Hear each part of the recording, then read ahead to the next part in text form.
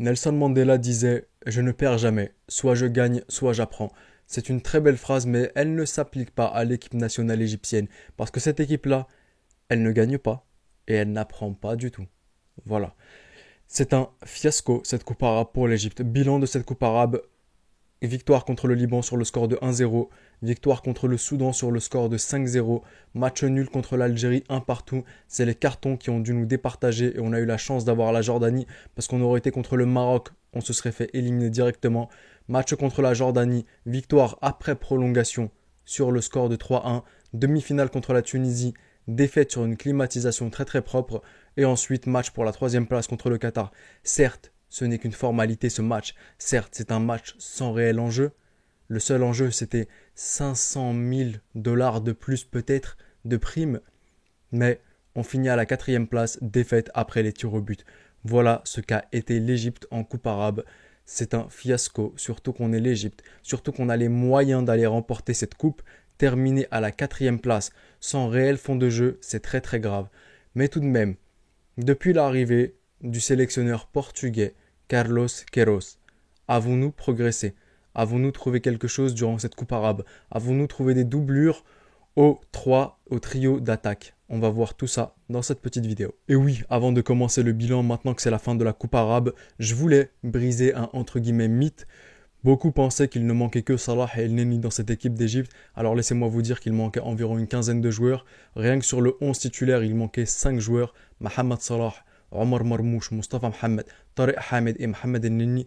Et ensuite tous les bancs des remplaçants. Ramadan Sobhi, Abou Gabal, Ahmed Hassan Kouka, Ahmed Yasser Ryan, etc. etc. J'ai pas rajouté. Bref, c'était juste pour éclaircir un peu le truc et qu'on démente ce mythe où l'équipe d'Égypte était full complet sans Salah et El Neni. Voilà tout. Au poste de gardien, l'indétrônable Mohamed Eshnaoui, c'est une valeur sûre, il va être aussi à la CAN. En doublure et en remplaçant, je vois Mohamed Abou Gabel et Mohamed Bassem, donc Mahmoud Gad et Mohamed Sobhi, ils vont pas être là.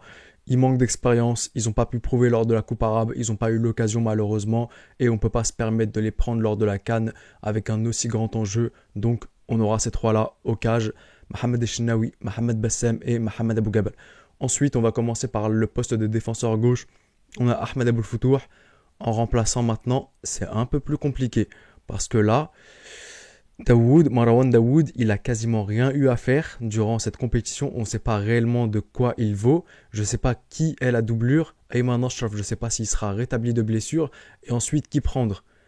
Abdeshafi qui est là depuis 30 ans, certes c'est l'un des meilleurs dans le championnat, mais est-ce qu'il est encore capable de fournir autant d'efforts et lors de la Coupe d'Afrique des Nations? C'est une interrogation. En défenseur central, on a Mahmoud Hamdi Louench et Ahmed Hegazi. Ça, ce sera les titulaires sûrs, il n'y a aucun débat. Et Louench est surtout place indiscutable. Maintenant, je le dis, Soukeroch, il est incroyable. Et Louench, rien à dire. En doublure et en remplaçant, Mohamed Abdelmouna m'a convaincu. Ahmed Yassine un peu moins, mais je pense qu'on va aussi le prendre. Et aussi les vétérans, Ali Gabri il va forcément revenir. Et Ayman Ashraf, voilà, dans ces combinaisons que je ne comprends pas, il sera aussi défenseur central parfois, s'il revient de blessure et s'il y a problème. Mais en tout cas, en défense centrale, on a de quoi avoir des remplaçants à ce poste-là.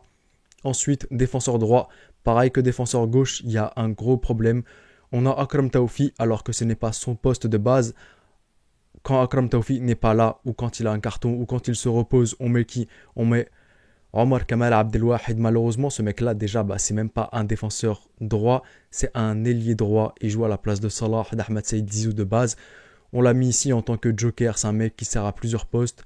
Il sert lorsque ton jeu va être porté vers l'offensif. Malheureusement, quand tu vas devoir subir et être défensif, il a quelques lacunes, mais je pense qu'il peut pallier, comme contre le match contre le Soudan, qu'on aura à la CAN prochainement, il pourra servir pour laisser reposer Akram Taoufi à ce moment-là.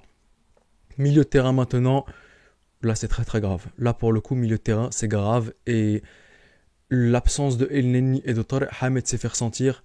Hamdi Fathi, il m'a convaincu durant cette compétition, il n'y a rien à dire. Il est propre à certaines reprises, à certains moments il est propre, des fois à la relance, c'est critique. Mais dans l'ensemble, il a été moyen, voire bon par rapport à d'autres personnes. Donc, c'est pas grave, il pourra être remplaçant. On a El Neni, on a Tariq Hamed à ce poste de milieu défensif. Ensuite, les milieux relayeurs, les numéros 8, on va dire, Amr Soulaye, c'est hors de question de le réavoir. C'est un flop total lors de cette coupe arabe. Je pourrais même pas qualifier. Amr Soleil, je suis Ahlaoui, il est bon avec l'Ahli, mais malheureusement avec l'Égypte, c'est pas fait. Il est pas fait pour faire partie de l'équipe d'Égypte, il est encore moins fait pour porter le brassard de capitaine, c'est grave, c'est grave.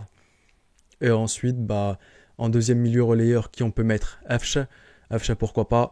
Il fait parfois les replis défensifs. Offensivement, il apporte, il est pas mal. J'espère juste pas qu'on va nous mettre Abdallah Saïd, ce serait très très grave. On a aussi vu Zizou à ce poste, je suis pas convaincu du tout.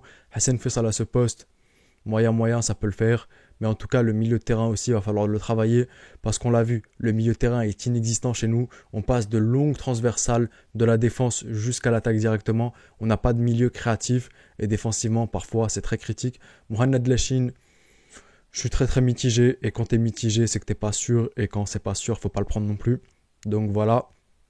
Et ensuite, en attaque, passons maintenant à l'attaque. Attaquant droit, alors on a Mohamed Salah de base, et Mohamed Salah, ça tu vas pas le remplacer, ça c'est sûr. Qui est sa doublure, qui est remplaçant de Mohamed Salah? Ahmed Saïd Zizou, pour remplacer, pourquoi pas. Je l'ai trouvé surcoté sur cette compétition, faut le dire clairement. J'ai trouvé qu'il était très moyen voire flop durant cette compétition Zizou. Et après, on a eu qui à ce poste-là d'autre, celui que je n'aime pas du tout, celui que je n'ai pas supporté, Mostafa Fathi lors de cette compétition. Et Mostafa Fathi, c'est dehors. Dehors. En buteur, Mostafa Mohamed, quand on n'a pas Mostafa Mohamed, c'est Mohamed Cherif. Et malheureusement, est-ce que cette compétition a pu donner de la confiance à Mohamed Cherif? Absolument pas. Penalty raté lors de la séance de tir au but contre le Qatar. Ensuite, des face-à-face, mais tu peux pas les rater. Contre le Liban et contre le Qatar, il rate des choses. Tu n'as pas le droit de rater ça. Quand tu es Mohamed Cherif, le meilleur buteur de la Ligue des Champions de la CAF l'année dernière et le meilleur buteur du championnat, il a régressé, il a glow down de fou. Donc on n'a pas pu lui donner la confiance qu'il méritait. Je pense que ça va être très très clair. Ça va être premier, Mostafa Mohamed. Deuxième, Ahmed Yasser Ryan. Et troisième, Mohamed Cherif dans les buteurs. Et ensuite, en termes d'attaquant gauche, qui on a pu gagner lors de cette compétition? Hassan Fessal on a gagné, mais parfois il est très très immature. Il garde beaucoup trop la balle. Donc c'est un point négatif.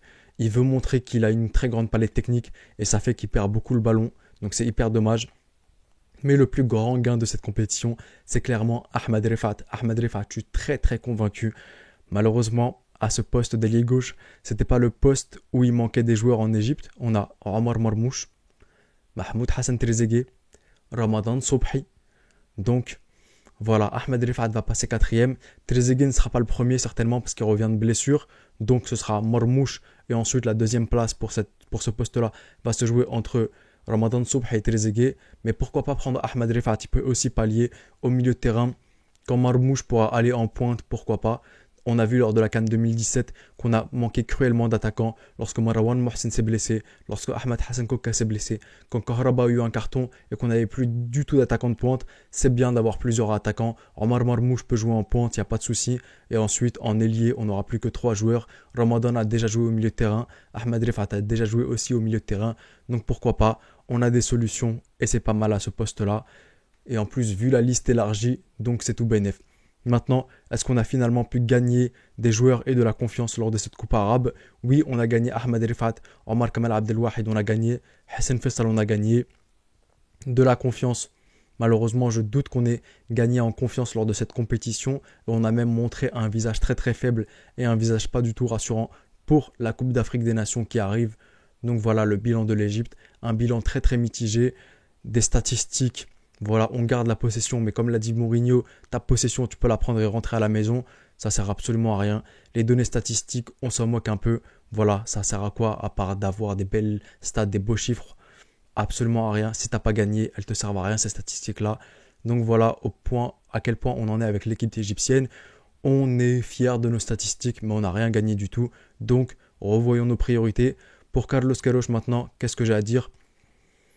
Je suis très très mitigé, ça fait même pas 2 mois qu'il est là. Je lui laisse le bénéfice du doute avec la Coupe d'Afrique des Nations. De toute façon, on va pas le virer, on va attendre la fin des qualifications à la Coupe du Monde. Donc il va falloir s'y faire et être réaliste. Mais j'ai de l'espoir quand même en lui, j'ai un peu d'espoir. Et même si j'ai pas vu de réel fond de jeu, je m'attache au fait qu'on n'avait pas le trio d'attaque qui pouvait concrétiser et montrer qu'on avait tort. Voilà mon bilan pour l'Égypte. En tout cas, très déçu de cette Coupe arabe d'un point de vue égyptien, mais Masr Omed Donia, et je vous dis